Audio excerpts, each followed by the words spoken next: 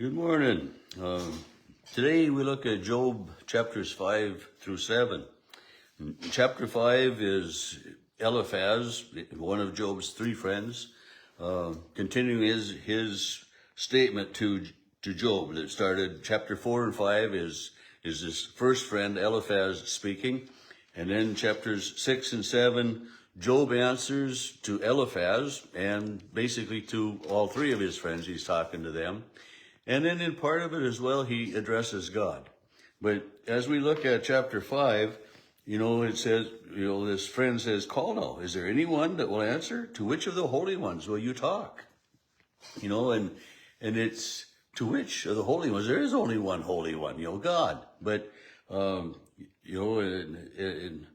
everything that way. But, so this friend is wondering, because you have sinned, you've done something wrong. This is what they're doing to try to convince Job of, that he had sinned grievously, that all of this misfortune happened to him, that because of his sin, that God had forgotten about him, that God had basically almost condemned him and caused all of this to happen.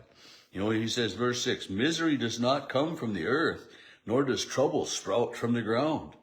But human beings are born into trouble." Well, we are born with natural sin, inborn sin. Sin we can't, and that means that we're separated from God because of sin. This is what, natural sin means. It's not that we are, as an infant in a womb, before we're born, that we have sinned, but it's that we have that separation because of the sins of all of the people before us, because of human nature. And sin doesn't come from the earth. It doesn't come from the ground. It comes from our hearts and our minds. This is where sin happens. And then verse 8, this friend says, "As for me, I would seek God, and to God I would commit my cause. He does great things and unsearchable, marvelous things without number. He gives rain," and so we have Eliphaz praising God. But to start with, he says, he asked a question in the first one I read, "Call now, who will answer you? Who will you call upon?" And then he says here, "I would call upon God. And I would confess my sin, and I would let God know that I am deeply sorry for, what I've done wrong."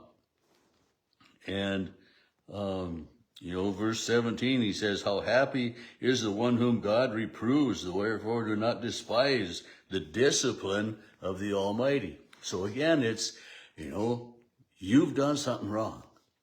And in chapter 6, as we get there, is Job answers, "Oh, that my troubles were weighed. Oh, that my vexations, oh, that my calamities laid in the balance, for then it would be heavier than the sea." But, "The arrows of the Almighty are in me. My spirit drinks their poison, the terrors of God."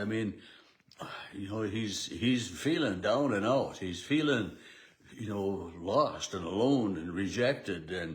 And verse 6, "Can what is tasteless be eaten without salt? Is there any flavor in the juice of the mellow? My appetite refuses.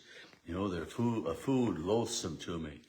And it's very, he's saying, why do you want to worship a God that's not a God? That's, can you eat food that is no flavor? That says, can you pray to a God that is not there? No.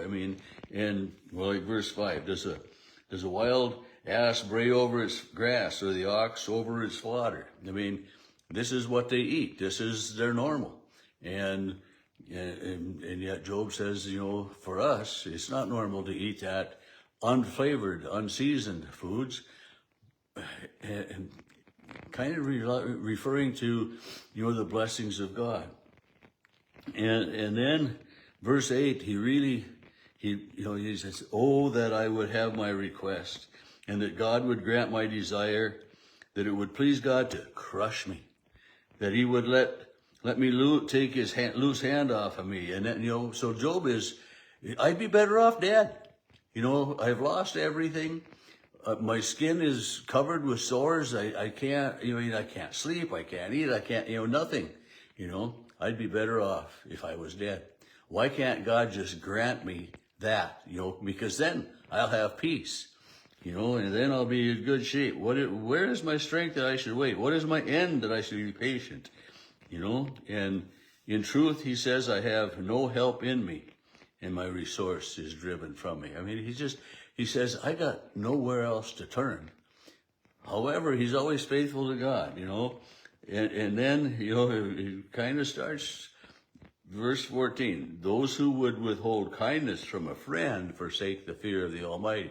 So he's saying to Eliphaz and these other two that, as friends, you come and you should support me. But he's kind of given his friends a little bit of, he's referring to them as kind of trying to sabotage who he is and what he is. And, they're trying to figure out, well, what sin did you do? You got to come clean. Confess to us the sins that you have made. And he says, I haven't done anything. My companions are treacherous like a torrent bed, they run dark with ice, turbid with melting snow. In the time of heat, they disappear. I mean, where are my friends when life is tough? And kind of like, with friends like you, who needs enemies is in a way kind of what Job is saying, because they aren't supporting him. They aren't encouraging him. They're causing him more heartache, and this is what he doesn't need.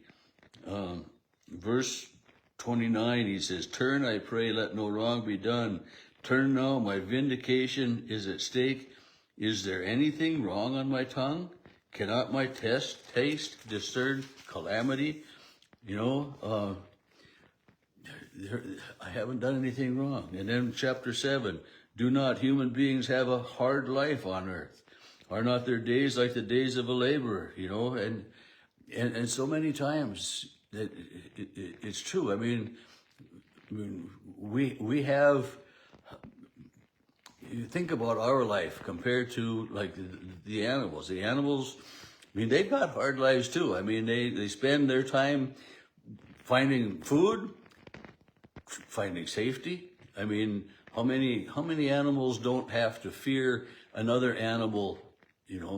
It's just, this is a part of the way it is. But these animals and birds. I mean, we got springtime, summertime here now, and the birds are busy, finding food in the gardens and the grass and taking it back to the nest of the babies. The babies are learning to fly, and there's, and yet, I mean, we as humans, we don't have life just handed to us on a platter either. We have all kinds of things that work against us. And number one of those is of course, Satan, causing sin and trying to put a wedge between us and God. And Job is saying, in some ways here, he's saying, part of what Satan is doing, part of what's going on with you, friends of mine, friends, parenthesis, friends, you're trying to put a wedge between me and God. And as Job goes on, he says, well, therefore I will not restrain my mouth. I will speak to anguish. I will complain of the bitterness of my soul. Am I the sea or the dragon? When I say and going on in through here, it's, if you go and read Psalm 8, and some of what is in Psalm 8 is kind of very, very close to what Job is saying here. But is Job saying that, kind of tongue in cheek? Is he, he's talking about God's supervision. Am I the sea or the dragon that you set a guard over me? And that's, the Leviathan, this monster of the sea. And, but yet within all of that, in verse 20, we come to it. If I sin, what do I have? What do I do to you? You watcher of humanity. What have you made? Why have you made me your target? Why have I become a burden? Why do you not pardon my transgression and take away my iniquity?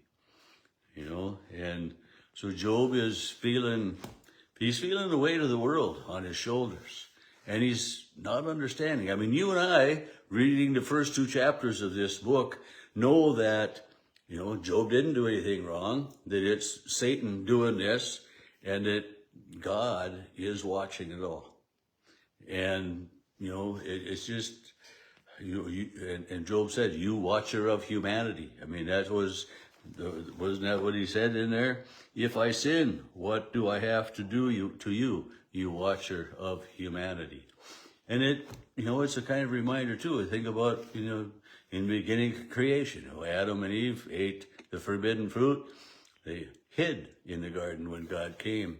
And yet God, I think God knew where they were. He was watching, and he was providing for them. And even in that first sin, I've said many times, he didn't destroy them.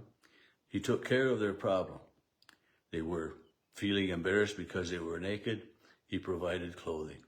And so here Job is saying, you watcher of humanity, you know what's going on. You know what's in my heart. You know what's in my mind. You, Lord God, know that I am guiltless, that all of these calamities aren't a fault of mine. They aren't coming to me because of things that I have done against you. And, the friends, as they continued to talk, and we get lots of chapters of the friends talking, but they keep trying to tell Job, probe deep, see what you've done. And it's good advice. I mean, we need to look at ourselves, and I really appreciate our brief order of confession and forgiveness, I confess, sins I've known and unknown, things done and left undone, and because we do, we sin in so many different ways, and we come to God knowing that he knows, and he knows what's in our hearts and in our minds, and he knows that, when we sin, it's not really what we want to do. At least for most people, it's not what we want to do. I mean, we want to live lives that are productive. We want to live lives that contribute to community, and we want to be that community. And these 3 friends of Job come, and they mean well, but it's just watching the interplay between them is quite interesting, and we'll see in the upcoming days just what happens and how Job remains firm in his conviction that he has done nothing wrong to deserve this horrible fate that is his right now.